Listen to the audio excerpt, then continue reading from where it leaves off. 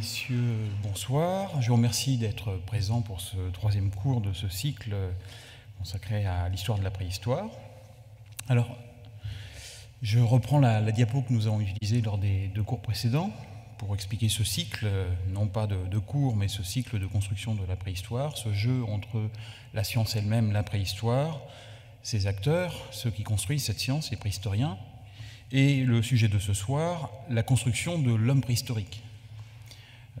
Comment nos préhistoriens vont faire émerger une image, ou en tout cas concéder un certain nombre de capacités ou d'aptitudes de manière générale à ces hommes préhistoriques. Et comment éventuellement tout cela peut marquer notre façon actuelle d'envisager les hommes préhistoriques. Alors juste une petite précision, j'emploierai le terme de préhistorique, les préhistoriques. Vous n'entendrez pas la majuscule à préhistorique, mais j'emploie cette expression pour parler des hommes préhistoriques de manière générique, quelles que soient les périodes de la préhistoire.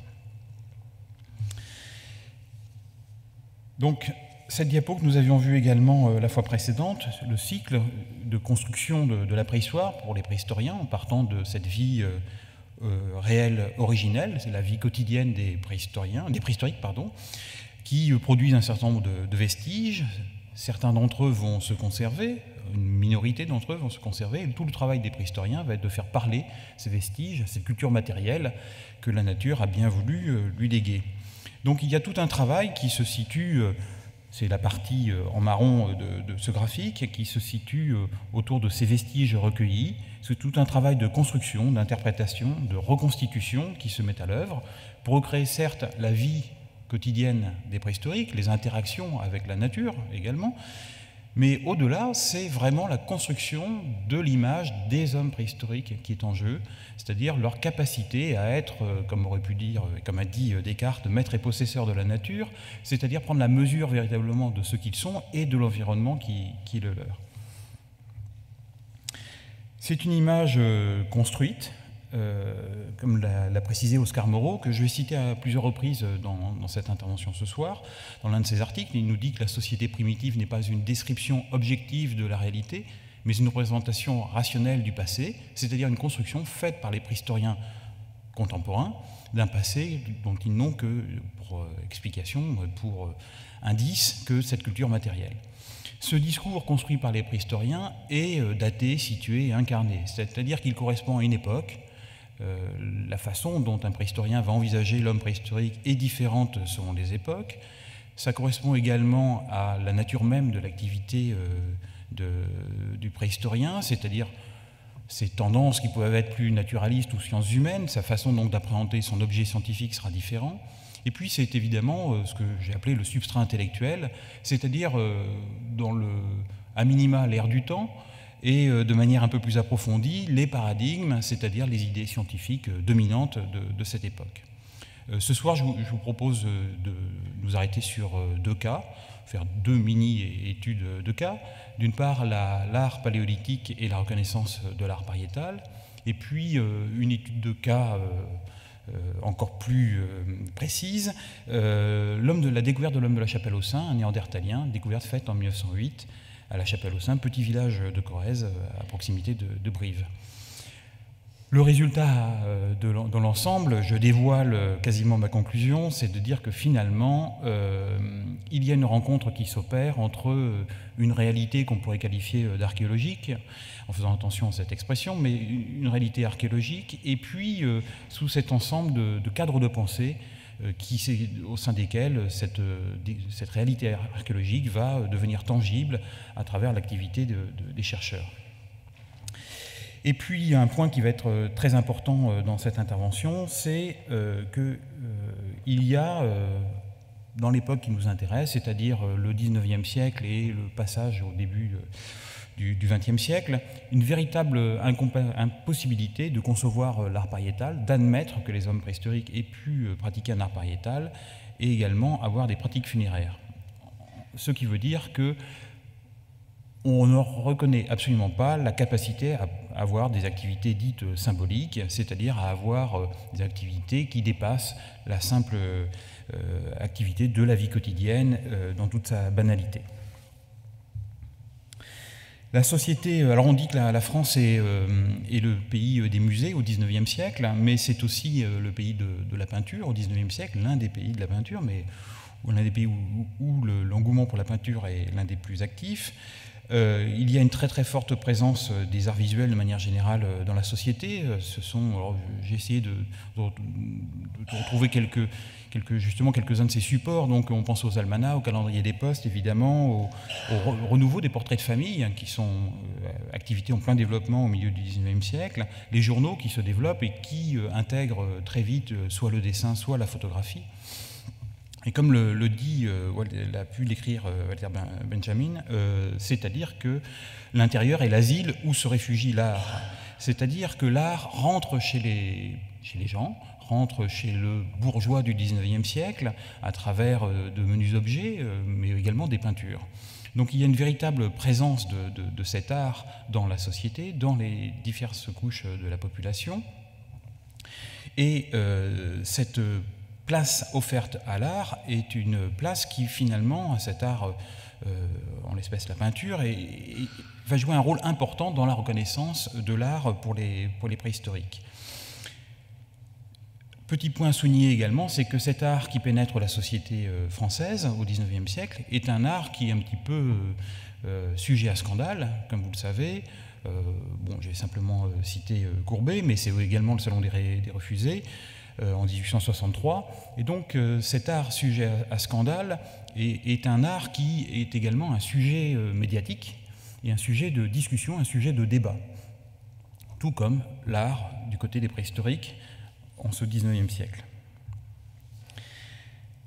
Donc, premier point, l'art est très présent dans la société française. Deuxième point, nous avons, lors de notre premier cours, insisté longuement sur l'idée que l'un des premiers débats fondateurs de la préhistoire, c'est justement la profondeur temporelle et l'idée que l'homme a pu exister il y a très longtemps, en même temps que des espèces animales disparues. Et donc cette profondeur temporelle était d'abord une question de sciences naturelles. Nous avons vu ensuite que cette question de sciences naturelles est devenue une question archéologique. Et à partir des années 1860, tout début des années 1860, va s'immiscer dans cette discussion autour de la préhistoire la diffusion de la théorie darwinienne de l'évolution, qui va à son tour modifier les paramètres des débats autour de la préhistoire.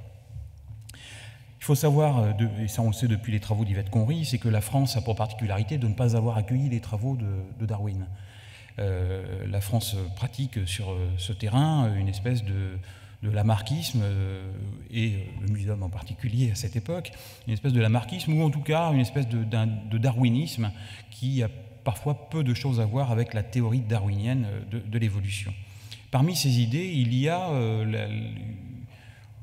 vers ces années 1860-1870, une mise à jour d'une vieille idée qui est celle du progrès, que l'on retrouve déjà chez les philosophes, en particulier au XVIIIe siècle, et de manière spécialement chez les philosophes des Lumières. Donc cette idée de progrès, que la société mue et va vers plus une technique beaucoup plus élaborée, un confort intellectuel, matériel certain pour les populations. Et donc cette idée va être réapproprié par une partie des anthropologues et des préhistoriens au XIXe siècle, qui vont en faire là aussi une espèce de dogme dans leur compréhension, leur analyse de la préhistoire. Alors pour illustrer cette question, vous avez là deux sculptures, une qui vous est, je suppose, très familière, qui est à l'entrée de l'amphithéâtre de la galerie de paléontologie et d'anatomie comparée. Donc cet orang-outan et ce sauvage de Bornéo, et quand on s'approche et qu'on regarde les détails, on va voir que certains outils préhistoriques ou imaginés comme tels sont à proximité de cet homme qui se voit étranglé par un orang-outan. Je ne suis pas éthologue, mais j'imagine assez mal un orang-outan étrangler un individu, mais vous voyez, cette animalité de l'homme est quand même quelque chose qui est très présent. C'est une idée qui est très forte, que l'on retrouve également dans l'art et dans des institutions scientifiques comme la nôtre, comme le Muséum national d'histoire naturelle.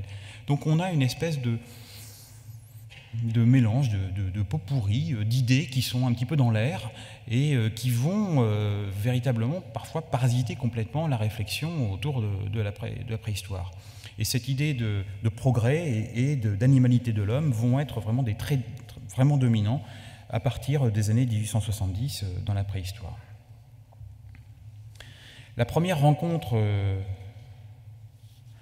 importante avec les préhistoriques, en tout cas importante au sens presque volumétrique, la première rencontre se fait à Aurignac.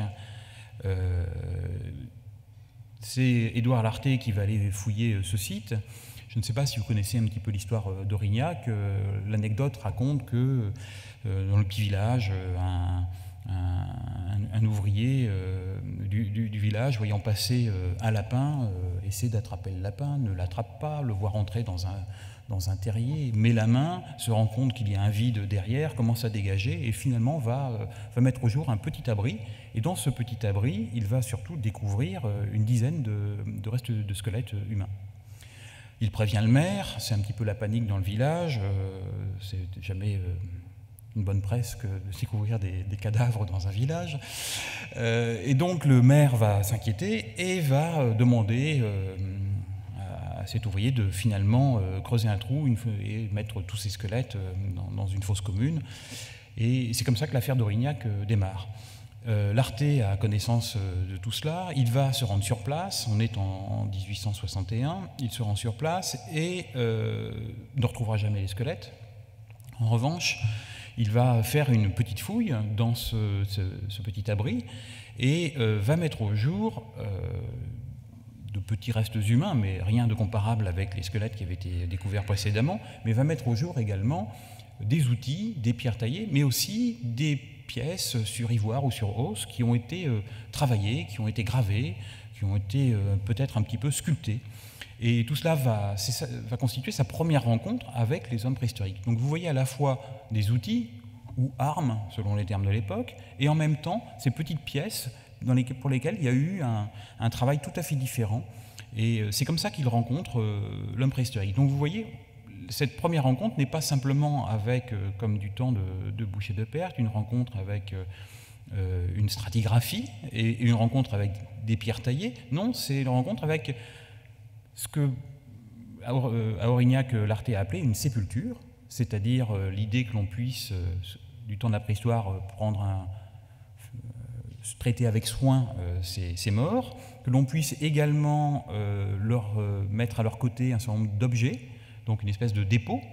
Donc vous voyez tout le caractère symbolique qui se construit autour de cette découverte d'Aurignac. Certains plus tard vont appeler ça la poésie d'Aurignac.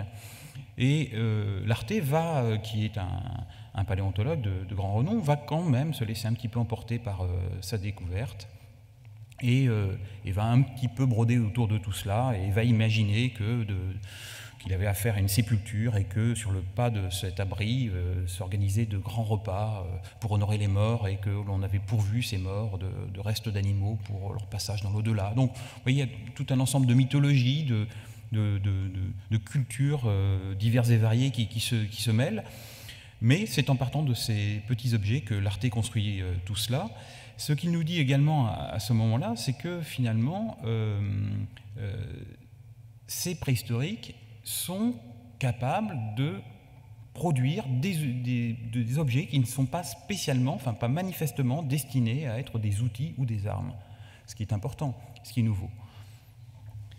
Donc première rencontre en 1861 avec une culture matérielle abondante, mais très vite, un certain nombre de préhistoriens vont considérer que tout cela, j'ai employé l'expression de poésie d'Aurignac, tout cela est effectivement une poésie et que la réalité des préhistoriques était tout autre. Je vous ai mis une très longue citation de Gabriel de Mortillier, mais cette citation n'est qu'un extrait d'un article plus important, mais cet article est absolument fondateur dans l'histoire de la préhistoire. Cet article, en fait, pose le premier regard, la première définition de ce qu'est un homme préhistorique pour un préhistorien en 1877. Un préhistorien, pas n'importe lequel, Gabriel de Mortillier, et nous reviendrons un peu sur sa personnalité tout à l'heure. Donc, que nous dit Gabriel de Mortillier? Alors, Gabriel de Mortillier, lui, est tout à fait d'accord avec ce que Nathalie Richard a appelé le paradigme de la simplicité, c'est-à-dire l'idée de cette évolution linéaire, unilinéaire, et donc c'est un évolutionnisme très simple, et donc il est vraiment dans cette idée de progrès, et pour lui il est évident que plus on va remonter dans le temps, plus on va se trouver confronté à des hommes préhistoriques frustres, d'un point de vue anatomique, mais frustres également dans leur pratique matérielle. Et donc il nous dit que, tout d'abord, cet art que l'Arte a découvert et que d'autres commencent à découvrir dans le Périgord, ces petits objets que l'on appelle maintenant d'art mobilier, donc ces petits objets sculptés ou gravés, et bien que cet art en fait trahit une période d'abondance en réalité, voire d'oisiveté, l'époque d'abondance matérielle, c'est-à-dire que les hommes de l'âge du renne avaient sous la main une quantité de gibier, pouvaient manger facilement, et une fois qu'ils avaient chassé, il fallait bien occuper son temps. Et on occupait son temps en sculptant, en faisant de petits objets de la vie quotidienne. Alors ça peut nous rappeler, pour une période assez ancienne, mais les conscrits sculptant leurs quilles pendant leur service militaire, c'est de ce niveau-là, c'est une espèce d'art de délassement, mais en période d'abondance, et c'est quelque chose d'assez important. D'ailleurs, Édouard Piètre, autre préhistorien, dit à cette époque que l'exercice, la vie en plein air, répandait sur ces sauvages, donc les préhistoriques, que nous trouvons misérables, un souffle de moralité, de force et de calme que nous ne connaîtrons jamais, et que ne connaîtront jamais les populations ouvrières ni les hommes de bureau. Effectivement, pour eux, certes, nous sommes maintenant dans une situation de confort beaucoup plus importante, mais on a perdu sans doute ce côté presque rousseauiste, bon sauvage, qui fait tellement plaisir à une partie de nos préhistoriens de l'époque. Et donc, quels sont les principes que pose Mortillier? C'est d'une part que l'art n'existe pas dans les cavernes, on ne le trouvera pas dans les cavernes, c'est certain. C'est le repère de l'obscurité fauve, ça ne peut pas être le repère des hommes préhistoriques. Cet art, comme je vous l'ai dit, est caractéristique d'une époque, l'époque de l'âge du renne, donc on dirait le magdalénien maintenant. Cet art mobilier, donc cet art sur objet, est un art qu'il qualifie de naïf, c'est un art du quotidien, un art du tout un chacun, un art d'ornement, un art de parure, sans grande ambition. Il nous dit aussi, et ça c'est une expression qui va rester, il nous dit nous sommes là en présence de l'enfance de l'art, mais d'un art très vrai, très réel. En fait, c'est un art d'imitation pour lui. C'est-à-dire que ces petits animaux que l'on va voir gravés ou que l'on va voir sculptés ne sont que des tentatives d'imitation de la nature et de ce qui entoure les préhistoriques. Il nous dit, mais si c'est l'enfance de l'art, ce n'est pourtant point de l'art d'enfant. Donc c'est un art qui est déjà abouti en soi, mais qui va évoluer, lui aussi, qui va être soumis à ce paradigme du progrès, et qui va arriver à se développer sous d'autres formes. Et pour l'instant, la forme la plus primaire étant cet art sur petits objets. Et puis, pour lui, grande question, est-ce que cet art symboliserait autre chose que cette banalité du quotidien? Est-ce qu'il serait porteur, par exemple, d'un idéal religieux? La réponse est non. Il nous dit ce n'est pas probable, mais quand on connaît un peu Gabriel de Mortillier et qu'on lit les autres textes qu'il produit à l'époque, sa réponse est absolument non. L'hypothèse n'est absolument pas envisageable. Il n'a pas d'aspiration religieuse, ce préhistorique. Il en a tellement moins que Gabriel de Mortillier considère qu'il n'est même pas capable d'honorer ses morts. Donc, toute la poésie d'Aurignac, les thèses de l'Arte sur Aurignac et les sépultures, tout cela ne tient pas la route, et Gabriel de Mortillier s'y oppose très fermement. Alors on pourrait dire que Gabriel de Mortillier, c'est un préhistorien parmi d'autres, mais ce n'est pas un préhistorien parmi d'autres, comme nous l'avons vu lors du cours précédent, c'est quelqu'un qui a une influence énorme sur l'ensemble de la communauté des préhistoriens, une influence par ses écrits, par les livres qu'il publie, par les journaux qu'il dirige, mais aussi par cette espèce de couteau suisse de la préhistoire qu'il a fourni, par sa classification et son interprétation des cultures du Paléolithique. Et c'est vraiment le préhistorien qui a repris donc, la quasi-totalité de l'Europe dans le dernier quart du XIXe siècle. Donc ces avis ont une importance absolument fondamentale. Un des amis de Gabriel de Mortillier, qui n'est pas préhistorien de formation, mais anthropologue, médecin, anthropologue, qui appartient à un réseau qu'on va voir très rapidement tout à l'heure, écrit en 1878 un livre qui s'appelle « Physiologie des passions ». Donc on est dans un courant qu'on peut qualifier de matérialiste. et dans lequel il nous dit que finalement nos hommes préhistoriques sont des individus, des hommes certes, mais à l'intelligence et aux aspirations limitées, donc leurs productions ne peuvent être qu'à la mesure de cette limite. Contemplons l'homme à l'aurore de sa vie vraiment humaine, alors que commençant à se détacher de l'animalité, il sait déjà bégayer quelques onomatopées, quelques centaines de mots, et se tailler grossièrement une arme en silex. Alors pour lui, la grande et capitale affaire, c'est de manger, de ne point être mangé, sans vêtements, sans abri, les intempéries, la faim, une faim féroce le torture incessamment. Vous voyez, c'est déjà un point de vue qui est un petit peu différent. Là, on est un peu moins dans l'abondance, on est beaucoup plus dans la lutte pour la survie.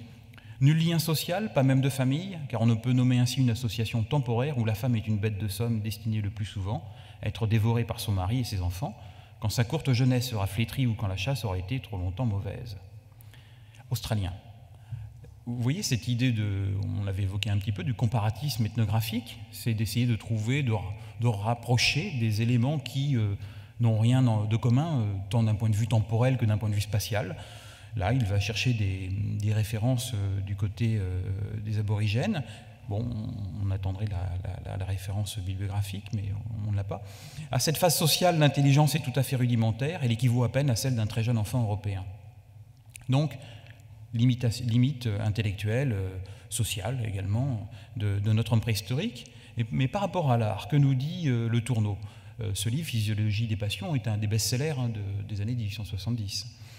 À la naissance de toutes les sociétés, dès qu'il y a civilisation rudimentaire, le musicien chante. Il suffit pour cela que l'homme soit capable d'aimer, de haïr, de goûter ou de souffrir quelques puissantes impressions morales, d'en garder le souvenir et de le fixer en quelques paroles rythmées. Mais la peinture, art savant, nuancé, intellectuel, n'apparaît que bien longtemps plus tard. Donc vous voyez, on a une population dont les capacités sont réduites et qui pratique un art, pour l'instant on va l'appeler comme ça, sur objet, mais qui n'imagine même pas à l'incapacité physiologique même de pratiquer une autre forme d'art, puisque la peinture est un art savant, nuancé, intellectuel, qui ne peut apparaître que beaucoup plus tard. Donc vous voyez le cadre intellectuel dans lequel vont se mouvoir nos préhistoriens et vont faire leur découverte, et vous sentez déjà qu'il y a une espèce de dichotomie qui va se faire entre une pratique d'artiste et une pratique d'artisan. Et c'est l'idée qui va se développer. Alors c'est un thème sur lequel Oscar Moreau, Abadia, que je citais tout à l'heure, a beaucoup travaillé, et vous verrez en bibliographie, je vous renverrai à un certain nombre de ses publications sur le sujet. Et effectivement, il y a une incapacité à imaginer que notre préhistorique soit autre chose qu'un artisan. Il ne peut être que cet artisan et pas un artiste.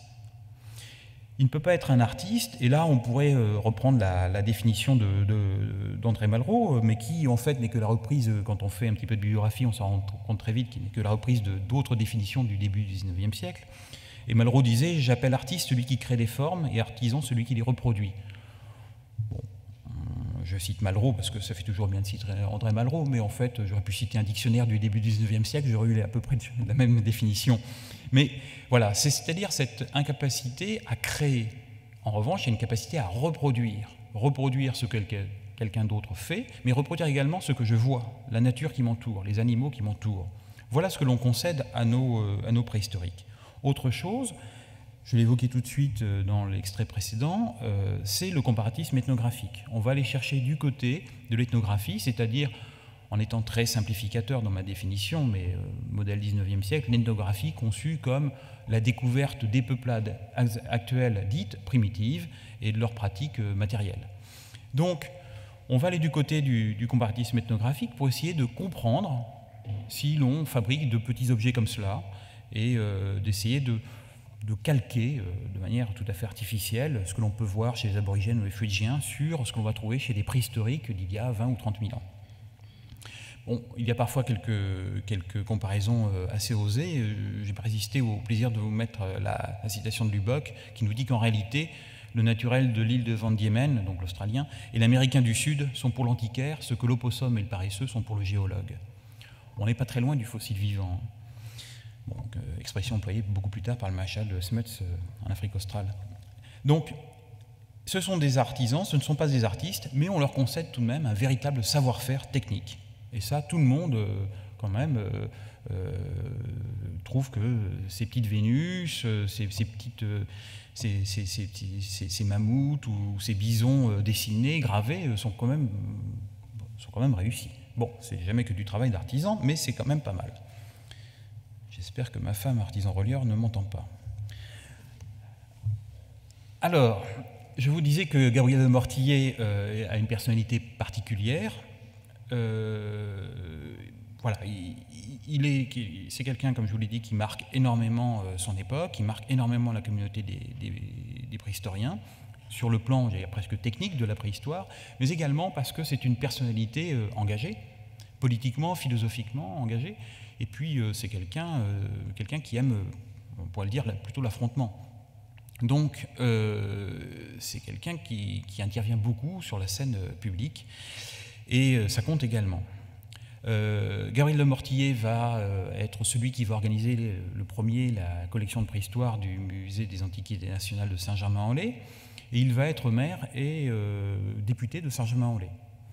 Bon, il aura du mal à faire de mandat, la population locale l'ayant renvoyé à ses études, mais c'est quelqu'un d'assez particulier. On trouve pas mal de jurisprudence le concernant pendant son mandat de maire. Il s'oppose au cortège religieux, il s'oppose à un centre d'obsèques, il surveille le personnel de la mairie pour voir où ils envoient leurs enfants à l'école. Voilà. Donc c'est quelqu'un qui est engagé, qui le montre très bien, mais et c'est quelqu'un qui va être un acteur également d'une modification, enfin il va participer avec d'autres à la promulgation, enfin au vote, à l'adoption, puis à la promulgation d'un certain nombre de lois qui ont profondément modifié notre pays, mais qui correspondent à une demande sociale de l'époque. Donc je vous ai mis quelques exemples: la loi sur supprimant l'obligation du repos dominical, l'abolition du caractère confessionnel des cimetières, la possibilité de léguer son corps à la science, la liberté des funérailles, les obsèques civiles. Ce sont des choses importantes. Pour nous, maintenant, c'est d'une banalité, mais il faut quand même imaginer dans les années 1880, ce sont des sujets importants, les obsèques civiles en particulier. Ça peut parfois heurter les convictions profondes de la famille, du conjoint survivant et du qu'en dira-t-on, n'en parlons pas. Donc ce sont des choses quand même, des éléments un peu vraiment marquants de la société sur lesquels Mortillet va intervenir. Et pour lui, le moteur de tout cela, c'est cette idée de progrès et surtout le rejet de toute métaphysique, que ce soit philosophique ou religieuse. Et c'est une opposition frontale à toute manifestation religieuse. Et ça va se retrouver, je pense que vous avez commencé à vous en rendre compte, dans son analyse des préhistoriques.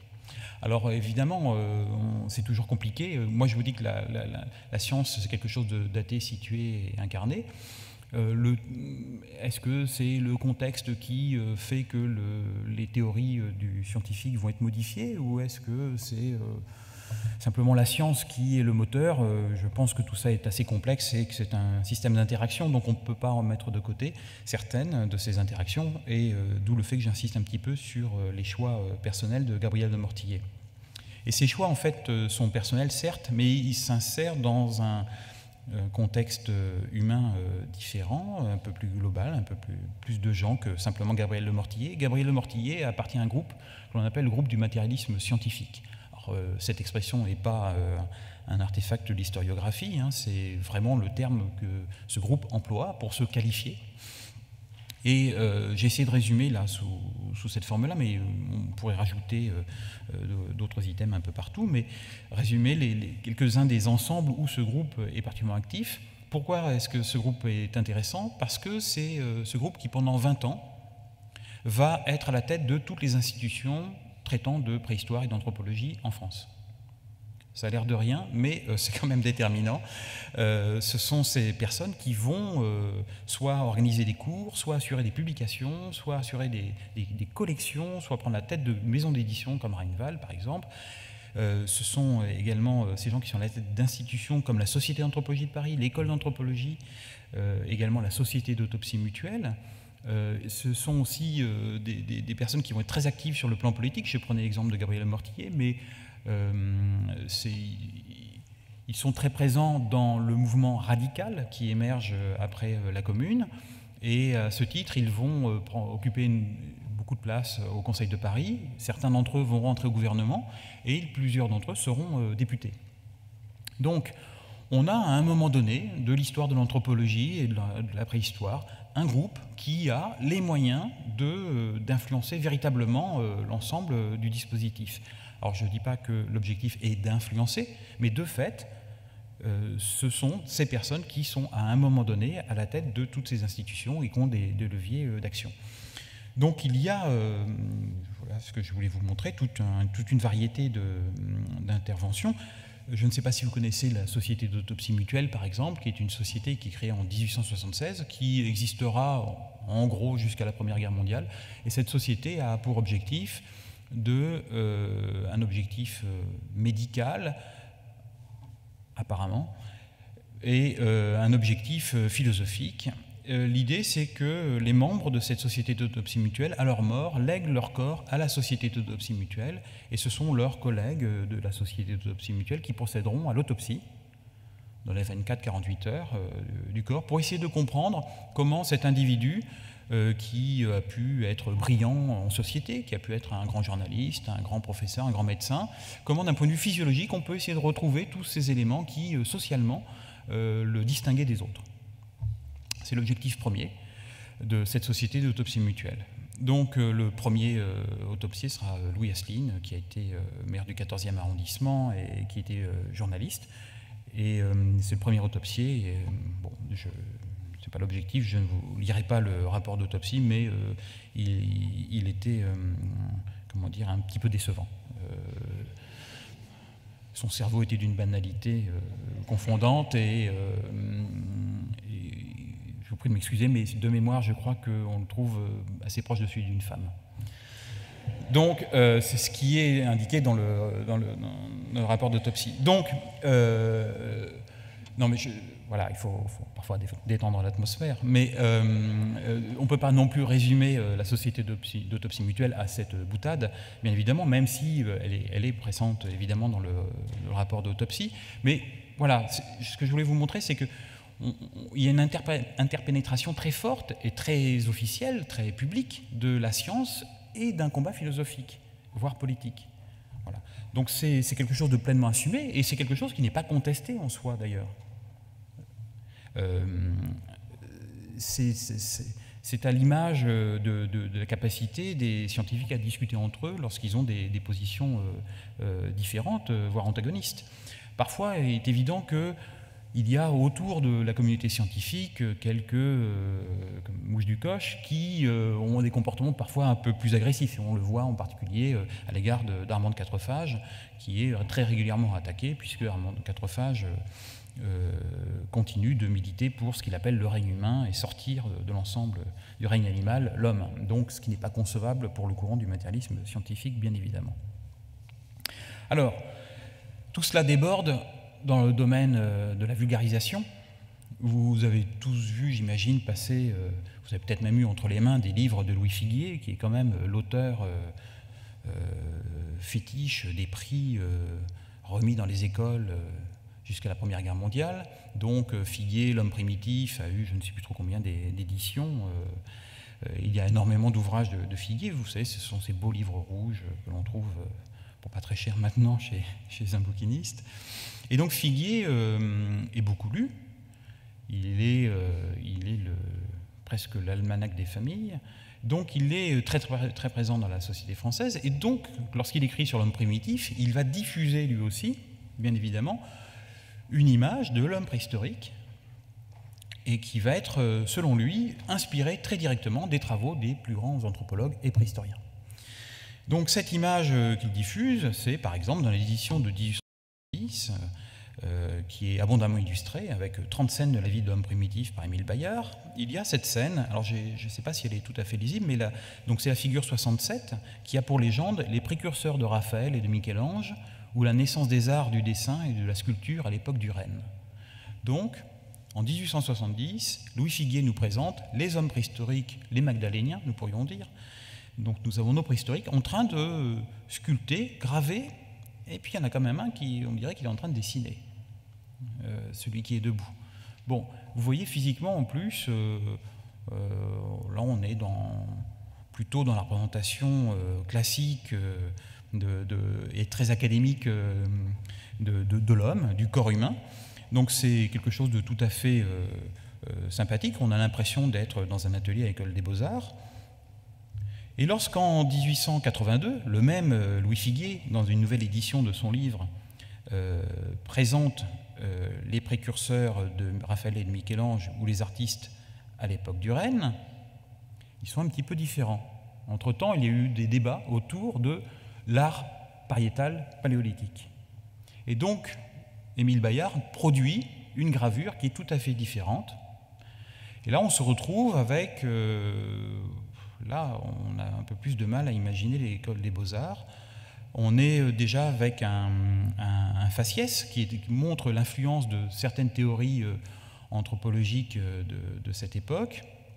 L'idée que des vagues successives de populations sont venues exterminer ou repousser très loin les populations autochtones de telle ou telle région de l'Europe. Et là, en l'espèce, quasiment, on pourrait imaginer la roche de Solutré, imaginer que ces Lapons, ces Esquimaux sont venus à un moment donné, à l'âge du Renne, supplanter les populations autochtones. Et donc, ils sont représentés, vous voyez, période sans doute plus froide, avec recouvert de fourrure, et dans leur pratique de l'art, paraissent un petit peu plus débutants, on va dire. Donc là, vous voyez, la scène a considérablement changé, la légende a à peine changé, mais elle a changé sur quelques petits points. Donc ça reste toujours les précurseurs de Raphaël et de Michel-Ange, ou les artistes à l'époque du Rennes, mais ce n'est plus la naissance des arts du dessin et de la sculpture. Vous voyez, on est dans la banalité, on est dans le quotidien. On s'ennuie, on a chassé, on a mangé, on est tranquille. Bon, ben maintenant, on va prendre des bois, on va prendre de l'eau sous de l'ivoire, et puis on va sculpter 2-3 petites babioles. On est dans ce quotidien-là qui n'est pas du tout le même que celui de 1870. Mais en 1882 toujours, l'image de 1870 est toujours présente, sauf que sa légende a changé. Ça s'appelle maintenant les arts du dessin et de la sculpture à l'époque du bronze. Donc sur une période beaucoup plus récente, ce qui n'a rien à voir. Et donc on est, à travers ce livre, ce que je voulais vous montrer, c'est qu'on a une traduction dans la vulgarisation de cette idée de progrès et surtout de cette idée que plus on remonte dans le temps, plus les arts sont rudimentaires et se limiteraient à simplement de la gravure ou de la sculpture. Enfin, entendons-nous bien, c'est une conception comme quoi sculpture et gravure sont rudimentaires. Donc voilà ce qui est présenté à ce moment-là dans cet ouvrage de vulgarisation. J'évoquais tout à l'heure qu'il y a eu entre 1870 et 1882 une affaire, enfin on va l'appeler l'affaire, de l'art pariétal paléolithique. L'art des grottes ornées commence à se faire connaître. Donc on peut citer la grotte des Boues en Ardèche, la grotte Chabot dans le Gard, la grotte d'Altamira dont nous allons parler plus longuement et la grotte de la Moute en Dordogne. On pourrait en citer d'autres parce qu'il y a d'autres grottes dans lesquelles des préhistoriens ont cru discerner des choses, mais se sont interdits d'imaginer que ce qu'ils voyaient sur les parois pouvait être préhistorique. On a le cas de Félix Regnault qui, depuis 20 ans, travaille dans une grotte et seulement en 1906 notera sur son carnet, son carnet de fouilles, notera qu'il a vu des choses bien étranges sur la paroi, alors qu'en fait, ça faisait 20 ans qu'il travaillait dans la grotte. Donc, en 1906, l'art pariétal paléolithique est reconnu. Donc Félix Regnault s'autorise à reconnaître cet art pariétal paléolithique. Et donc nous allons faire cette petite histoire, nous allons essayer de cheminer entre la période de non-reconnaissance et la période de reconnaissance de cet art pariétal paléolithique. La grotte d'Altamira est découverte à partir de 1875, mais c'est en 1879 que cette grotte est véritablement explorée et que les peintures qui en font aujourd'hui sa célébrité sont vraiment discernées et révélées au monde. Donc Altamira, c'est en Espagne, c'est près de Santander, donc on va dire que c'est sur le chemin de Saint-Jacques-de-Compostelle, au bord de la mer. Et donc, à Altamira, ce qui marque quand même c'est ce plafond avec des peintures polychromes et la qualité de réalisation de ce plafond. Malgré tout, ce qu'il faut constater, c'est que si la grotte est découverte en 1879, il faudra attendre 1902 pour qu'elle soit réellement reconnue comme étant une grotte ornée paléolithique. Pourquoi? Et là, on va retrouver Gabriel de Mortillet, avec un complice, on va l'appeler complice, Émile Cartaillac. Dès que la grotte est découverte, son inventeur va essayer de faire partager sa découverte. Un paléontologue espagnol va venir, Villanova, va venir explorer la grotte, et lui, ce paléontologue Villanova, donc, qui est très connu au niveau européen, va essayer d'assurer la promotion de cette découverte dans les divers congrès auxquels il va participer. Et là, il va se heurter au minimum un silence poli, voire à une véritable censure. À tel point que certaines de ces participations vont être censurées, ne pas être publiées dans les comptes rendus des actes, dans les actes portant compte rendu de certains congrès. Parce qu'on considère que ce qu'il dit sur cette grotte est d'une stupidité confondante et qu'on n'a pas à l'écrire. Ça fait partie parfois de certaines mœurs scientifiques. Autre temps, autre mœurs. Et malgré tout, les Espagnols, certains chercheurs espagnols, vont s'obstiner, vont essayer de faire reconnaître cette découverte.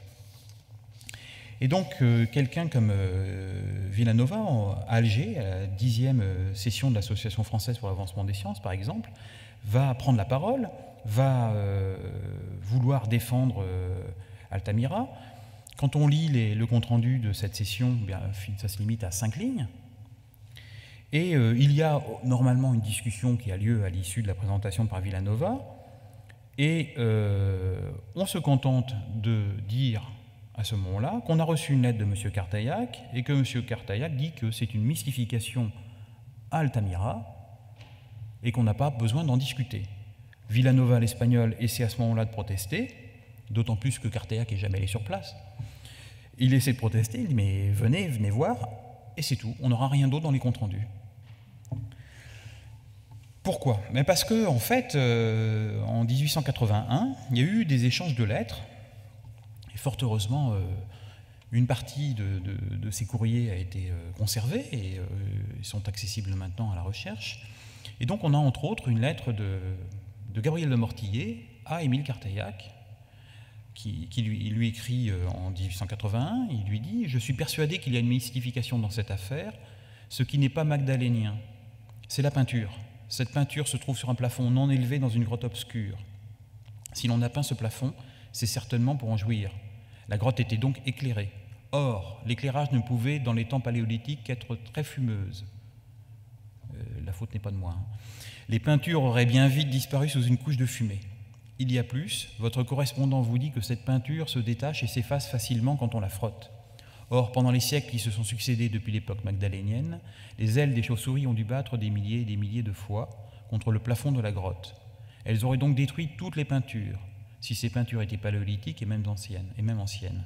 En examinant les croquis de votre correspondant, on voit que le roc numéro 2 n'est qu'une affreuse farce, une véritable caricature, créée et mise au monde pour pouvoir nuire à de trop crédules paléo-ethnologues. Mon opinion est donc qu'il n'y a pas lieu de s'occuper de cette farce. Ce serait quelqu'un d'autre, j'y réclame assez vite, mais avec Mortillet, on ne peut pas utiliser l'expression. Mais voilà, il n'y a pas de discussion possible, c'est réglé, d'autant plus que Cartaillac est également du même avis. Pour lui, c'est une escroquerie. On est quand même à l'époque où la préhistoire se construit malgré un certain nombre de difficultés, entre autres un certain nombre de supercheries, et donc ils sont assez vigilants là-dessus. Malgré tout, on peut soupçonner Mortillet d'avoir la volonté d'être conforme à sa façon d'envisager le progrès et l'évolution de l'art. Ça, on ne peut pas l'omettre, c'est vraiment quelque chose d'important. On va finir par envoyer sur place quelqu'un, c'est ce fameux expert évoqué dans la lettre précédente, qui s'appelle Édouard Harley, qui est un ingénieur des chemins de fer et qui est un bon paléontologue, qui va aller au titre de la communauté des préhistoriens explorer cette grotte d'Altamira. Il va en revenir et publier un rapport qui est tout à fait intéressant, qui est publié dans la revue Matériaux pour l'histoire primitive et naturelle de l'homme. C'est une revue que Gabriel de Mortillet avait fondée et qu'il a vendue à Émile Cartaillac. Donc vous voyez, on reste en famille. Et entre autres, dans ce compte-rendu, il nous dit « Les silex et surtout les os travaillés permettent de fixer comme date des débris l'époque de la Madeleine. Sans doute même le commencement de cette époque, comme semblent le prouver les silex dont le type se rapproche du solutréen. Les dessins sont tracés à l'ocre rouge et au charbon ou gravés dans la roche. Beaucoup de teintes sont fondues. L'artiste a plusieurs fois effacé après coup sa peinture, suivant un trait pour produire un effet de clair. Ce sont là des procédés bien savants. » Donc vous voyez, entre une lettre et ce rapport, on a deux éléments importants. Le premier élément, c'est que Altamira est un beau site sur le plan archéologique. On y trouve des outils, on y trouve des pièces, des outils d'industrie lithique, mais aussi des pièces d'art mobilier. Très bien, c'est conforme à un beau site magdalénien, pas de problème. Mais en même temps, il y a ces peintures, et ces peintures ne concordent absolument pas avec ce que l'on trouve dans le dépôt archéologique. C'est normal. Il ne peut pas y avoir d'art pariétal paléolithique. Donc, c'est une supercherie. Et ce que Harlay va faire, c'est que pour soutenir son compte-rendu, il va publier dans cette revue Les matériaux pour l'histoire primitive et naturelle de l'homme une planche. Il faut savoir que cette revue est une revue qui publie un certain nombre de planches en couleur, et celle-ci, vous le voyez sans doute à l'écran, a un certain nombre de pièces qui apparaissent soit en gris, soit en sépia. Et donc, Harlay aurait pu très bien reproduire une des figures polychromes. Il ne l'a pas fait, parce qu'il considère qu'elles sont fausses. Donc les seules représentations qu'il fait d'art pariétal, ce sont quelques dessins schématiques, certes, c'est ce que l'on trouve le plus souvent dans les grottes ornées, mais quelques dessins schématiques, et puis cette espèce de petit cervidé, un petit crowbar avec le cervidé là en question, qui constitue selon lui le type de dessin qu'un magdalénien aurait été capable de faire, mais pas plus. Voilà comment le site d'Altamira est présenté en 1881 et comment ce site va disparaître complètement. On n'en parlera plus pendant un certain temps. Donc on a un beau site archéologique.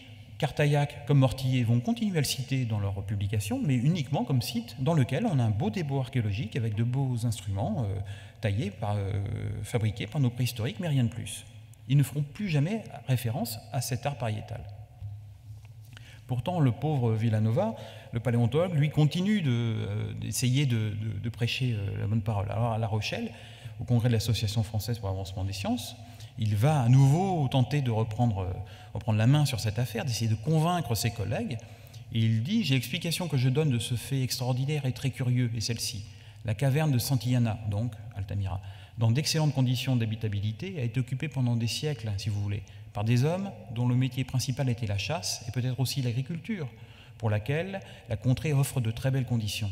Eh bien, est-il déraisonnable, par exemple, messieurs et mesdames, de supposer que parmi ces troglodytes, il s'en trouvait quelqu'un doué de l'instinct artistique et qu'il s'occupa à représenter dans sa propre demeure les animaux qu'il chassait tous les jours. Donc on est toujours dans l'idée d'art d'imitation.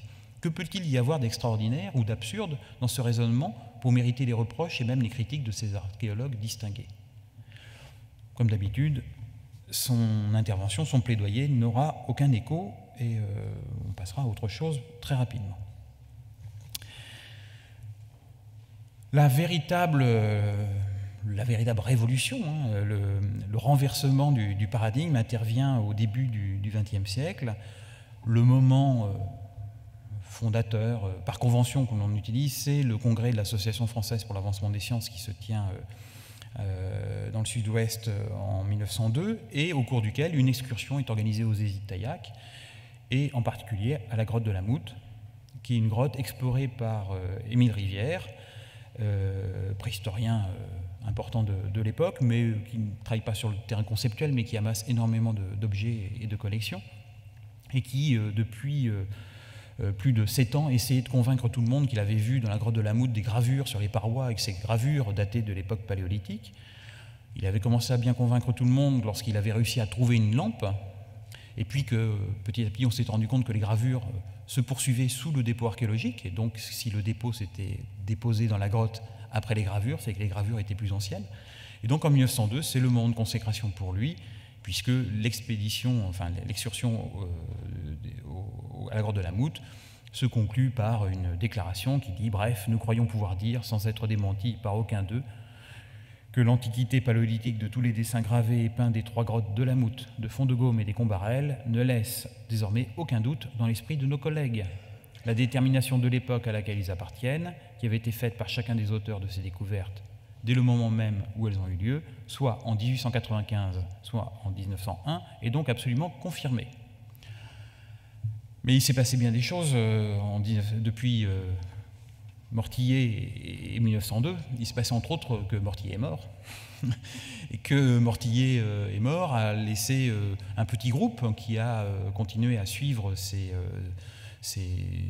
être conforme à ses théories sur la préhistoire, mais que ce petit groupe a lui aussi s'était frité petit à petit, que quelqu'un comme Émile Cartaillac, qui était du même avis que Gabriel Mortillet, a finalement changé d'avis. C'est finalement rallié à l'idée que nos préhistoriques étaient peut-être capables d'avoir un art des grottes, et un art aussi abouti, aussi complexe que celui qu'on a pu voir à Altamira. Et puis, il y a eu un agent perturbateur, qui est le jeune abbé Breuil, qui fonce lui aussi, hein, comme Gabriel Mortillet. Ils ont pas mal de points communs tous les deux. L'un est par définition spiritualiste et l'autre matérialiste, certes, mais ce sont des gens qui n'hésitent pas à bouleverser l'ensemble du système et à le contester. Et donc, entre autres, sur l'art pariétal paléolithique, il va être absolument décisif en étant le premier à faire des relevés exhaustifs dans un certain nombre de grottes ornées, et surtout à être le premier à pénétrer dans 2 grottes, des Hésies, au Combarel et à Fond-de-Gaume, et à faire des relevés qu'il va diffuser tout de suite à l'Académie des sciences, puis par d'autres canaux. Et donc, le jeune Breuil va être absolument déterminant, mais il va bénéficier du soutien, comme je vous l'ai dit, d'Émile Cartaillac, qui a changé d'avis sur cette question-là. Et finalement, Cartaillac va lui dire « Et si nous retournions à Altamira ?» Enfin, et si nous allions pour la première fois à Altamira. Ils vont retourner sur place, ils vont aller sur place, et ils vont y rester beaucoup plus longtemps que prévu. Ils vont rester plusieurs jours, plusieurs semaines, parce qu'ils vont faire des relevés qui vont vraiment avoir un impact très fort sur la communauté scientifique. Là, on rentre dans l'ambiguïté du travail de Breuil, c'est-à-dire que certains ont pu dire que les relevés de Breuil, c'était d'abord du Breuil avant d'être du paléolithique. Donc, c'est vrai que Breuil a un véritable talent de dessinateur. Et donc, lorsqu'il fait ses relevés, il fait des choix, et comme presque tout artiste, il crée lui aussi un petit peu. Et donc, quand il fait des choix, il va distinguer, favoriser un animal plutôt qu'un autre, retirer ces marques, ces traits qui ont pu être faits sur les parois pour qu'on distingue parfaitement bien les animaux que lui a voulu mettre en valeur. Mais malgré tout, le travail, le rendu de Breuil peut également faire autorité à l'heure actuelle pour des sites qui ont été très dégradés, et les relevés princeps de Breuil sont parfois les dernières traces concernant ces sites ornés. Donc, Breuil va aussi bénéficier d'un mécénat qui tombe au bon moment, c'est celui du prince Albert Ier de Monaco, qui va lui financer ses publications. Et il est évident que des publications aussi richement publiées, aussi richement éditées, avec autant de planches en couleur, coûtent une fortune.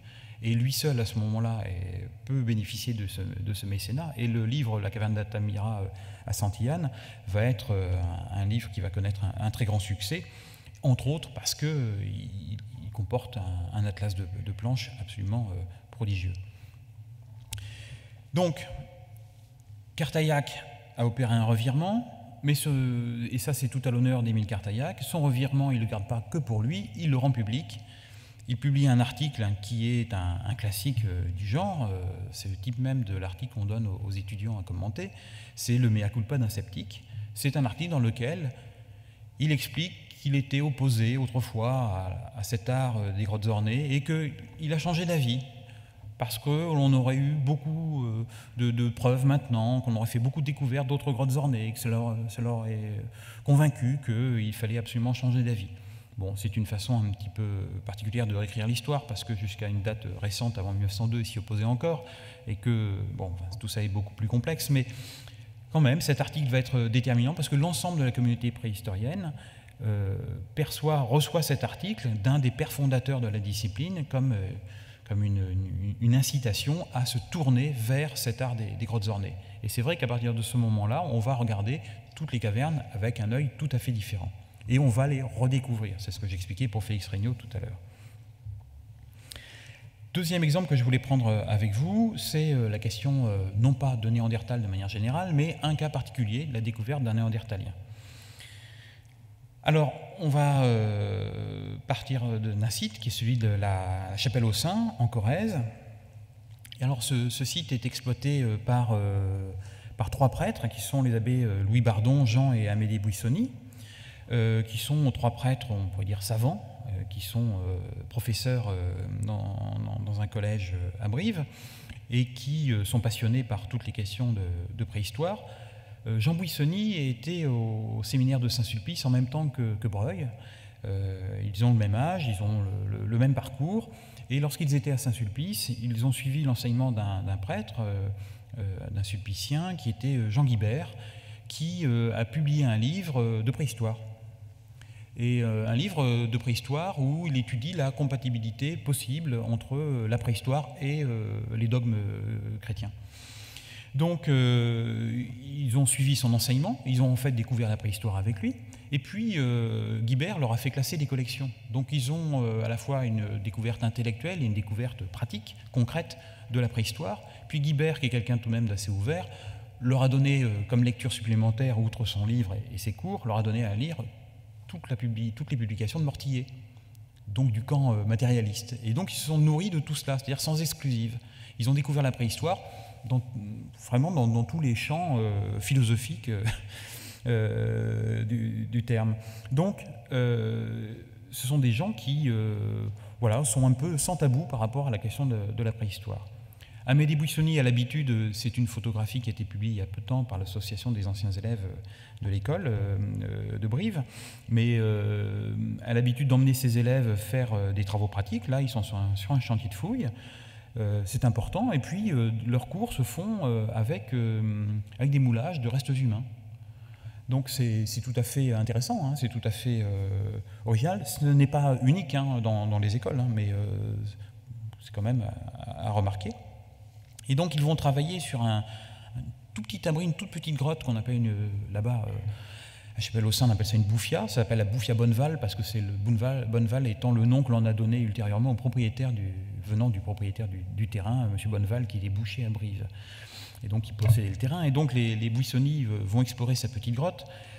Voilà à quoi elle ressemble à l'heure actuelle. Vous avez en haut la plaque qui célèbre la grande découverte de 1908, du 3 août 1908. Et puis en bas, j'ai fait un petit vol près du journal de la montagne. C'est une photo de la dernière campagne de fouilles qui a eu lieu en 2012, pour vous montrer que finalement, rapporté à des gens, le site est tout petit.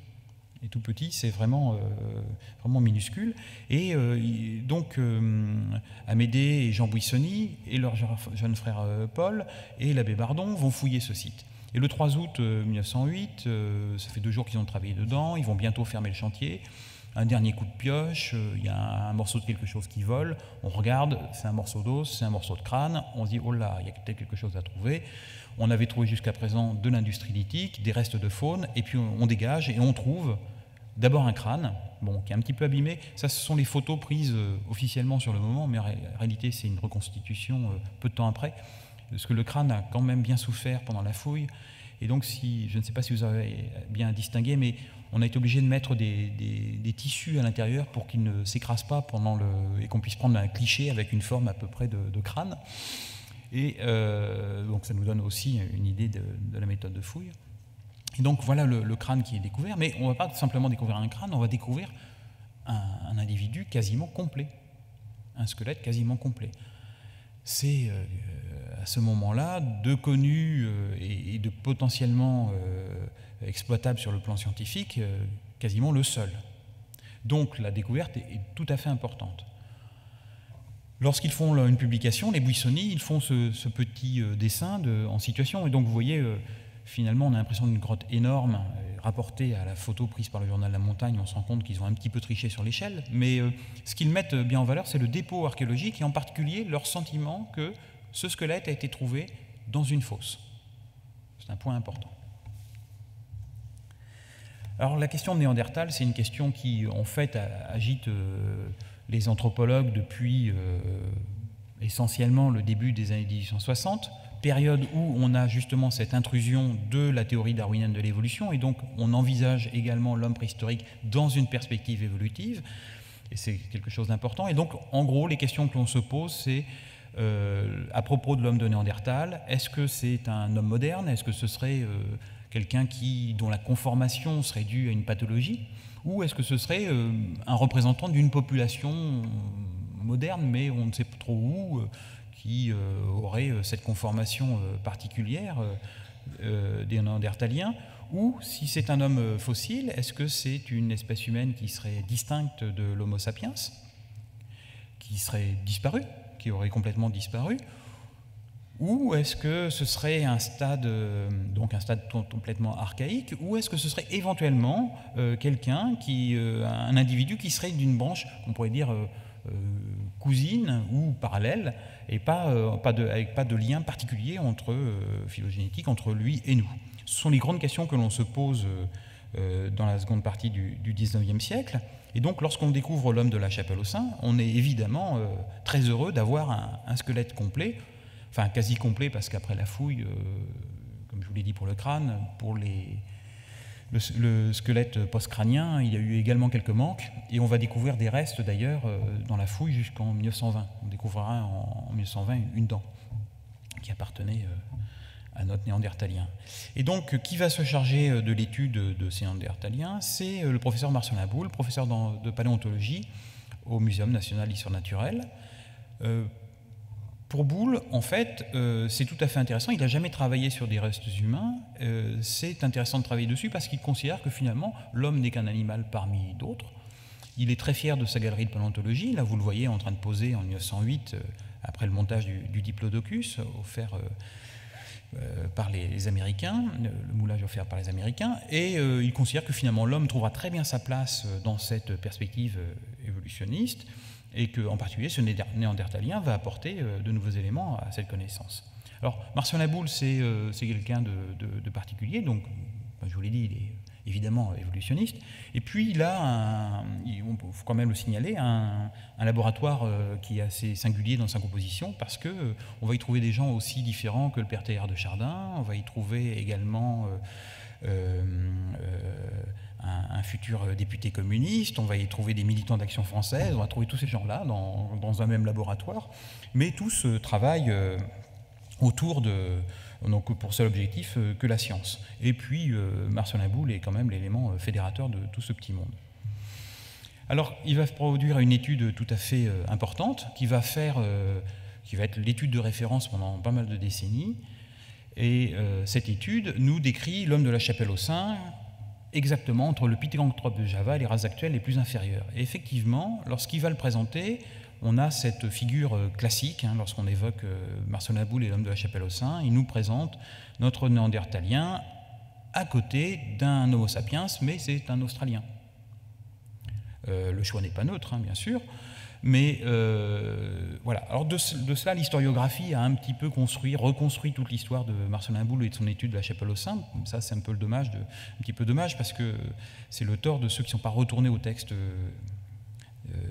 même de Marcel Aboul, parce que sa pensée est autrement plus fine que résumée à juste cette image, qui existe, bien sûr, mais on ne peut pas se limiter à cela.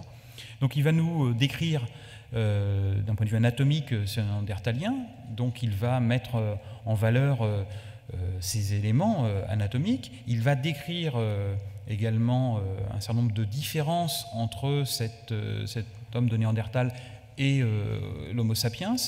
Il va parfois basculer dans un jugement qui est plus un jugement de valeur qu'une analyse scientifique, parce que aspect brutal en soi, ça ne veut pas dire grand-chose. C'est plus du jugement que de la détermination anatomique. Il va quand même avoir comme conclusion que cet individu était, il y a encore peu de temps, pas bipède. Il est peut-être encore imparfaitement bipède. Et comment arrive-t-il à cette conclusion? Il a plusieurs éléments anatomiques, mais il va commettre enfin je suis en train de réécrire l'histoire, hein, parce que maintenant nous on sait beaucoup de choses sur les Néandertaliens, mais il a un petit problème, c'est que quand il veut reconstituer son Néandertalien, il lui manque la base du crâne. En fait, la base du crâne, il l'a, mais elle est en petits morceaux. Et vous savez aussi bien que moi que le positionnement du trou occipital est absolument déterminant pour la question de la bipédie. Un positionnement reculé nous indique que c'est un individu qui est soit imparfaitement, soit absolument pas du tout bipède. Et donc, quels sont les éléments de comparaison dont dispose Marcelin Boule? Ce sont les grands singes. Donc il va partir de crâne de grand singe pour reconstituer la base du crâne de son Néandertalien. Il va donc essayer d'estimer le positionnement d'un certain nombre d'os et arriver à un trou occipital qui n'est pas complètement reculé, mais qui est quand même reculé, qui n'est pas à l'emplacement normal. Et donc, mais il n'a pas d'élément de comparaison, hein, il fait avec ce qu'il a. Et donc, il va partir de cela pour dire, vous voyez, il n'est pas complètement bipède. Ensuite, il a un petit problème avec les vertèbres lorsqu'il va les remonter. Il a un petit problème. Alors on va revenir dessus, mais il a quand même constaté que cet individu était sans doute âgé, qu'on avait des os qui étaient déformés par la maladie. Il l'a clairement déterminé, mais il n'a peut-être pas compris que cette déformation était très importante, particulièrement importante. C'était un individu âgé et l'arthrite avait vraiment fait son œuvre. Quant aux vertèbres, il va les positionner entre le chimpanzé, l'européen, et finalement on est assez proche du chimpanzé. Il a commis une petite erreur dans le remontage des vertèbres, mais cette petite erreur est liée aussi à, c'est Camille Arambourg qui racontera ça dans les années 1950, à une méconnaissance sur une maladie d'origine génétique, un cas qui touche X% de la population. Et même Camille Arambourg, qui était paléontologue au muséum, l'a découvert par hasard. Il le raconte lui-même, il dit qu'il était en train de faire une mission en Afrique, il fait très chaud, il y a du soleil, il se met à l'abri sous l'aile de son avion, ils attendent des véhicules, et puis l'avion bascule, l'aile le frappe au niveau de la tête, et il a vraiment des douleurs importantes au niveau des cervicales. Il rentre en France, après sa mission terminée, il fait une radio, puis alors, ce que je revois à l'heure actuelle, hein, tous mes collègues anthropologues continuent de faire la même chose. Lorsqu'ils ont un enfant qui va se faire arracher une dent, ils gardent la dent. Lorsqu'ils vont faire des radios, ils regardent tout de suite les radios, et Arambourg fait la même chose. Il sort du médecin, il regarde ses propres radios. Et que constate-t-il? C'est qu'à peu de choses près, ses vertèbres sont arrangées de la même façon, agencées de la même façon que le néandertalien. Donc, et pourtant, il n'est pas néandertalien. Donc, il y a des petits éléments comme ça qui vont permettre de réviser l'ensemble. Mais voilà, la description que nous fait Marcelin Boule est quand même une description qui nous décrit un individu qui, quand même, néandertalien, a quelques difficultés à être considéré comme un proche parent, un de nos proches parents. Malgré tout, il nous dit que c'est un membre nouveau de la famille des hominiens, il appartient au genre Homo, il n'y a aucun problème, cet individu est potentiellement un homme, mais il est doublement fossile. Il est doublement fossile, ça veut dire qu'il est très ancien et qu'il est sans descendance.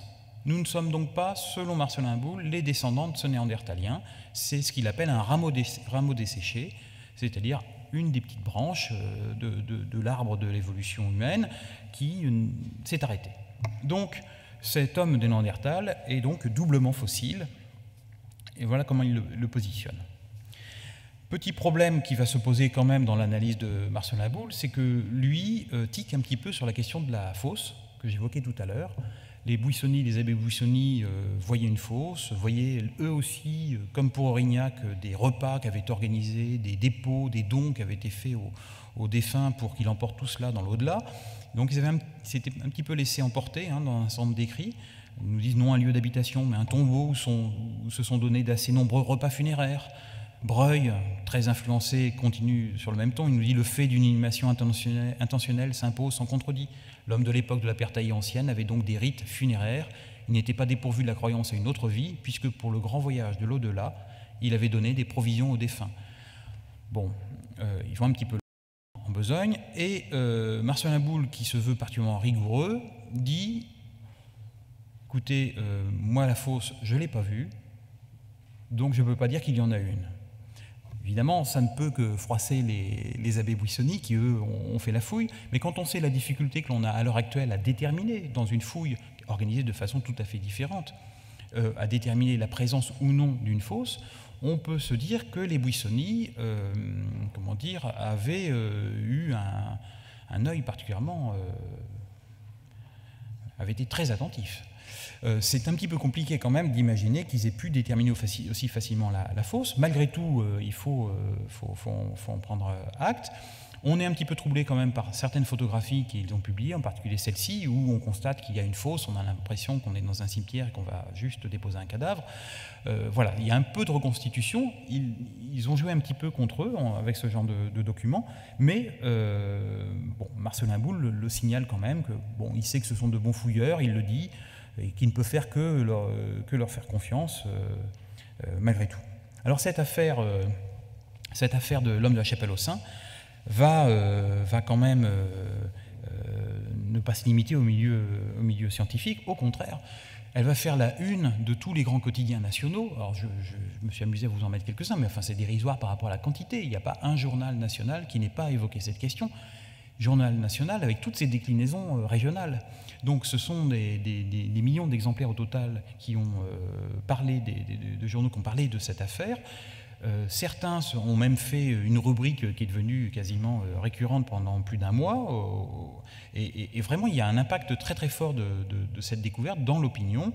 On voit évidemment Marcellin Boule un peu partout. Une grande conférence de presse est organisée avec le directeur du muséum, qui s'appelle Edmond Perrier, qui n'est pas du tout anthropologue, encore moins préhistorien, qui va un petit peu se laisser emporter par les questions des journalistes et va lui aussi un peu broder et va nous décrire une espèce d'individu mi-homme, mi-bête, découvert à la chapelle aux saints et qui, le pauvre, avait un certain nombre d'incapacités physiques et entre autres, il ne pouvait pas rire.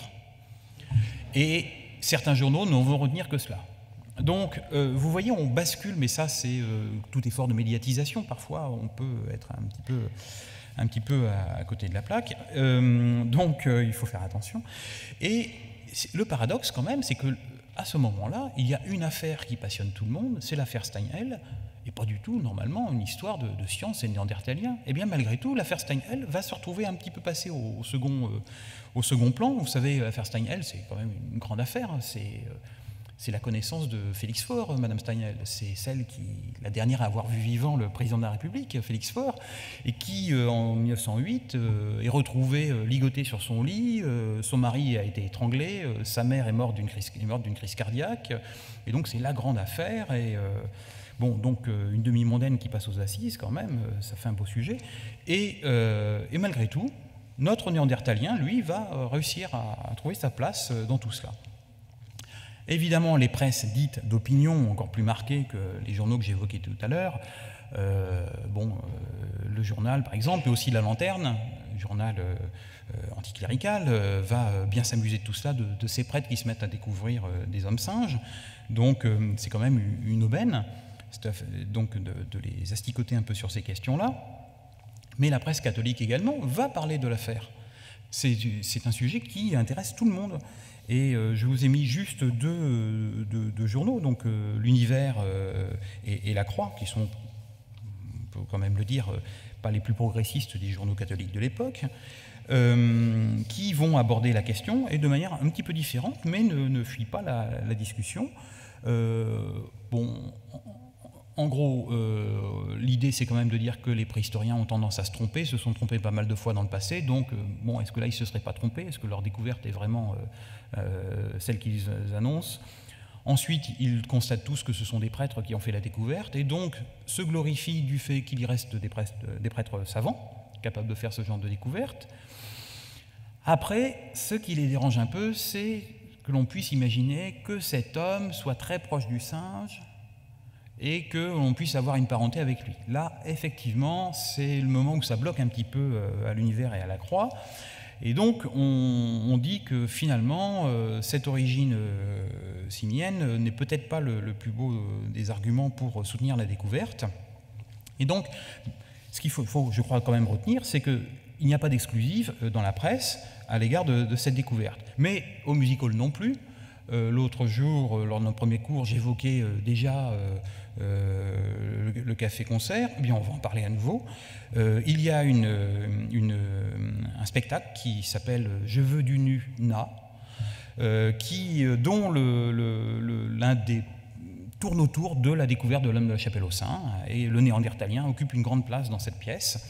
Et cette pièce va avoir un grand succès, elle va être jouée dans toute une série de théâtres parisiens, d'abord au Théâtre des Gobelins, puis ensuite au Théâtre Montparnasse, au Théâtre de Grenelle, à Montrouge, ainsi de suite. Donc c'est vraiment une affaire tout à fait intéressante. Et je ne résiste pas au plaisir de vous lire juste un tout petit passage d'une lettre qui est envoyée à l'abbé Jean Buissonny par un de ses cousins qui vient de monter de la Corrèze pour faire passer quelques jours à Paris et qui découvre que le néandertalien mis au jour par son cousin est devenu une vedette d'une pièce qui s'appelle « Je veux du nu-na ». Donc il écrit un petit peu embarrassé à son cousin prêtre pour lui expliquer. Il lui dit: à Paris, au Théâtre des Gobelins, se joue une revue toute pleine d'actualité, comme l'exige le genre, et qui s'intitule « Ma plume, trempée dans l'encre noire, rougit d'écrire ce titre sur ce papier blanc. Enfin, tant pis, j'écris vite en fermant les yeux. Je veux du nu-na. Et savez-vous, c'est là que je veux en venir à travers ces réticences et ces indécences, savez-vous quel est le tableau le plus amusant de cette revue, le clou de cette soirée? C'est l'homme singe. Le brave moustérien ne se doutait pas en s'enfermant, comme vous dites, il y a 10 ou 100 000 ans, qu'il figurerait un jour, défiguré d'ailleurs sous cette appellation inattendue, dans une revue d'un théâtre de faubourg, dans un spectacle pornographique, où il est peut-être le seul à avoir de la tenue. Le problème qui se pose aussi avec les néandertaliens, c'est si nous sommes éventuellement des descendants de ces néandertaliens, est-ce que nous n'aurions pas au quotidien des preuves que nous sommes des descendants de ces néandertaliens? Je m'explique. On développe à partir des années 1880-1890 l'idée de l'atavisme. Alors l'atavisme, tout Zola en est plein de cette notion d'atavisme. Ça peut être l'atavisme social, petit-fils d'alcoolique, fils d'alcoolique, alcoolique toi-même, petit-fils de repris de justice, fils de repris de justice toi-même. Ça peut sauter des générations également. Par exemple, une petite brochure qui s'appelle « L'homme il y a 200 000 ans » évoque l'homme de Néandertal, mais à côté de Dumollard, c'est en 1885, Dumollard, célèbre assassin des bonnes, il tuait des bonnes pour leur voler leurs économies. Et donc, on associe tout de suite les deux images, l'assassin au néandertalien. Et donc, on a quand même cette question. Et si parmi nous, si en nous avons peut-être du néandertalien, et peut-être que notre voisin, notre concierge, à chaque génération, l'influence du fait primitif diminuait forcément par le mélange du sang normal, elle a dû finir par disparaître promptement. C'est ce que nous dit Armand de Quatrefages. Lui, professeur d'anthropologie au muséum, nous dit « ce n'est pas possible. Les populations se mélangent, et donc les caractères spécifiques des populations sont comme dilués et disparaissent. » Mais Gabriel de Mortillet nous dit exactement le contraire. Il nous dit que la race de Néandertal n'a pas été directement remplacée par une autre race, arrivant toute constituée et prenant immédiatement son lieu et place. Elle s'est transformée sur place, peu à peu. Son sang s'est infusé dans la race nouvelle. Aussi voit-on de temps à autre, le type de Néandertal réapparaître plus ou moins parmi nous, par suite d'atavisme. L'atavisme, c'est le retour au passé. Ça, c'est Mortillet, mais une partie non négligeable des anthropologues soutient cette thèse. René Verneau, professeur d'anthropologie, successeur d'Amy au muséum, soutiendra également cette thèse jusqu'à une date, jusqu'à après la Première Guerre mondiale. Et comme nous sommes au grand amphithéâtre du Muséum national d'histoire naturelle, je n'ai pas résisté au plaisir de vous parler d'une conférence qui a eu lieu ici concernant l'homme de la Chapelle aux Saints. Donc le 9 mai 1909, à l'invitation du groupe d'études Limousine à Paris, très actif, évidemment Boulle étant du Cantal, c'est quand même la vedette du groupe d'études Limousine. Donc la conférence a lieu sur l'homme de la Chapelle aux Saints avec le professeur Marcelin Boulle. Et je parlais de la difficulté qu'on peut avoir parfois dans un exercice de médiation entre le discours que l'on souhaite tenir, le discours que l'on tient et la réception qui est faite à ce discours. Parfois, on a des surprises, on se rend compte qu'on n'a sans doute pas été suffisamment clair et que ce que l'on a pu dire a été soit pas compris, soit mal compris. Et là, c'est ce qui va arriver à Marcelin Boulle. Il présente ici le néandertalien de la Chapelle aux Saints. Il dit, bon, comme je vous l'expliquais tout à l'heure, nous ne sommes pas les descendants de ce néandertalien. Il est doublement fossile, ancien et sans descendance. Il fait sa présentation, voilà. Le lendemain, il reçoit un petit mot quelqu'un qui s'appelle Joanny Durand, qui est professeur à l'école des Beaux-Arts, et qui lui dit « Cher maître, j'ai été très impressionné par votre conférence, c'est absolument passionnant, vraiment, on a appris des choses très importantes, mais il lui dit aussi dans son petit mot, il existe à Paris un homme d'un certain âge qui présente tous les caractères de la race simiesque. Cou court et très musclé, jambes arquées, marche en flexion, avant-bras très longs retombant naturellement en pronation complète, les coudes éloignés du torse, crâne en carène, arcade sourcilière très proéminente, nez très large, prognatisme exagéré du maxillaire inférieur, etc. Il lui dit, moi je connais un néandertalien vivant. Et c'est pas n'importe qui, il dit, c'est le modèle qui a servi à Rodin pour le penseur. Voilà, c'était juste pour faire une double référence au lieu et à la difficulté de l'exercice de médiation. Donc, en conclusion, et c'est peut-être même la conclusion de cette série de 3 cours, c'est que finalement, la fabrication de ce préhistorique, dont on n'a que les cultures matérielles pour reconstituer la vie quotidienne et éventuellement toute cette part, non matérielle de la vie humaine, les sentiments, ce genre de choses, eh bien, cette fabrique nous apprend finalement autant de choses sur le préhistorique, l'homme préhistorique, que sur celui qui fabrique l'image de cet homme préhistorique. Et c'est sans doute valable pour toutes les périodes. Et donc, finalement, ce système de représentation de la préhistoire et des préhistoriques est directement, et je ne sais jamais choisir quel mot choisir, pollué, fécondé, orienté par un contexte qui est toujours présent et qui est absolument déterminant, qui ne fait pas tout, mais qui est une donnée importante de l'ensemble. Et en l'espèce, on a pu voir que, bon, j'aurais pu m'attarder beaucoup plus longtemps sur le côté spiritualiste, hein, mais le côté matérialiste nous montre que, par sa position dominante, eh bien, ce groupe dit du matérialisme scientifique ont directement influencé, ont une influence déterminante sur la question de l'art pariétal paléolithique. Alors, comme les autres fois, je vous propose rapidement une petite bibliographie. Il fallait évidemment, à un moment donné dans ce cours, citer André Leroi-Gourhan à travers l'une de ses publications. Et donc, Les religions de la préhistoire, c'est vraiment l'ouvrage à lire de Leroi-Gourhan, en lien direct avec un certain nombre de questions que nous nous sommes posées aujourd'hui, en particulier le comparatisme ethnographique, la valeur éventuelle de ce comparatisme ethnographique. Donc, en particulier, la préface des religions de la préhistoire est tout à fait éclairante sur cette question. Un livre de Victor Stokowski qui est absolument indispensable pour tous ceux qui s'intéressent justement à ce système de représentation dans le domaine de l'anthropologie. Ce livre s'appelle « Anthropologie naïve, anthropologie savante », de l'origine de l'homme, de l'imagination et des idées reçues. Il date de 1994, mais il a été réédité il n'y a pas très longtemps chez CNRS Éditions. Un livre collectif d'Albert et Jacqueline Ducrot qui s'appelle « L'homme préhistorique, images et imaginaire ». Un autre ouvrage collectif, toujours dans la même collection, la collection d'histoire des sciences humaines à l'Harmattan, collection dirigée par Claude Blanquart. Et là, c'est un livre de Claude Blanquart qui s'appelle « Les politiques de l'anthropologie, discours et pratiques en France, 1860-1940 ». Ce sont 2 livres donc collectifs dans lesquels vous trouverez un certain nombre de questions qu'on a pu aborder ensemble autour de, par exemple, la diffusion, autour des reconstitutions, autour des fouilles, ce genre de choses. Et puis, évidemment, un auteur que j'ai cité plusieurs fois au début de ce cours, de ce jour, Oscar Moreau-Abadia. Ce sont 2 articles publiés dans l'anthropologie autour de cette idée de reconnaissance de l'art mobilier, puis de ces réflexions autour de artistes, artisans, et ce que l'on pouvait ou non concéder à nos préhistoriques. Je vous remercie.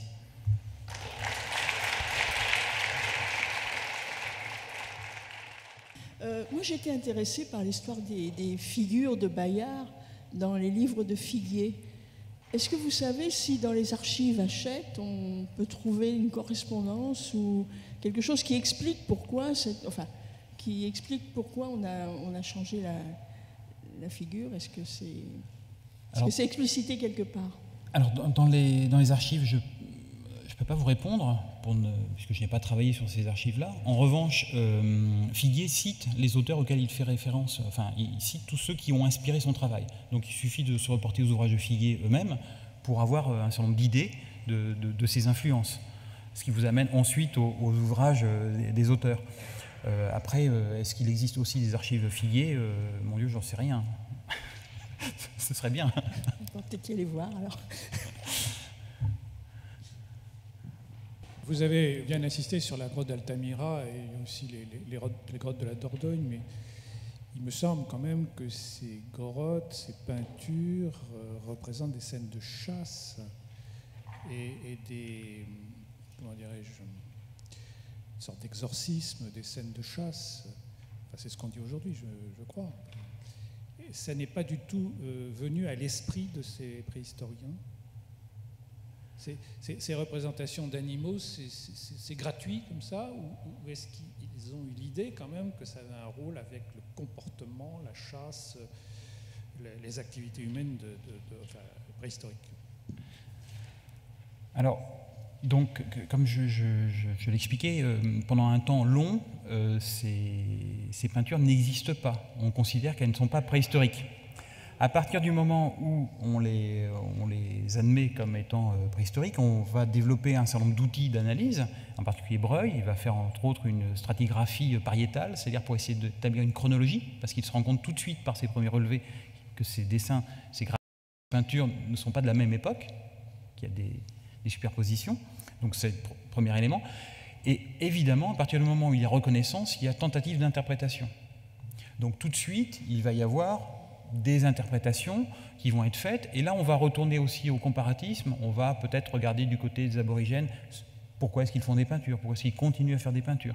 On va aussi se tourner vers des représentations anciennes mais plus récentes, par exemple des représentations de l'âge du bronze, de la vallée des merveilles, des choses comme ça. Et donc on va avoir en gros deux théories qui vont émerger. Là je suis très simplificateur, qui va être d'une part la magie, l'idée que ce lieu en tant que tel est un lieu magique et que ces représentations sont liées à ce qui a pu être pratiqué sur le plan de la magie dans ce lieu, et puis des références à la chasse, évidemment. Donc ce sont les premières tentatives d'analyse.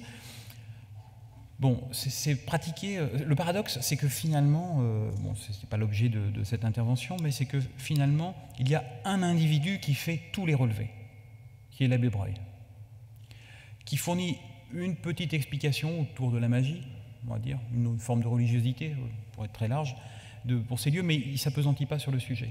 En revanche, la quasi-totalité des autres, c'est-à-dire ceux qui ne vont au mieux voir la grotte mais ne font jamais de relevé, vont eux surtout faire des analyses sur à quoi servaient ces peintures, pourquoi est-ce qu'on les a faites. C'est assez paradoxal comme situation. Et l'autre paradoxe, c'est que finalement, pendant quasiment, on va dire, presque 40 ans, les relevés de Breuil ne seront pas contestés, personne ne retournera dans les grottes pour refaire des relevés. C'est assez étonnant, mais c'est comme ça. Et que finalement, ceux qui vont retourner faire des relevés, ça va être Laura Gourand, Annette Lamy-Empereur et d'autres, après la Seconde Guerre mondiale. Et ce sont des gens qui vont complètement faire basculer l'analyse de l'art pariétal à ce moment-là, en ayant une analyse beaucoup plus globale et pas uniquement fondée sur les représentations elles-mêmes. Voilà. Merci. Est-ce que... Je répète toujours ma même question. Est-ce qu'il reste une question pour Arnaud Hurel ce soir? Non. Bon, bah écoutez, merci beaucoup Arnaud. C'était un plaisir.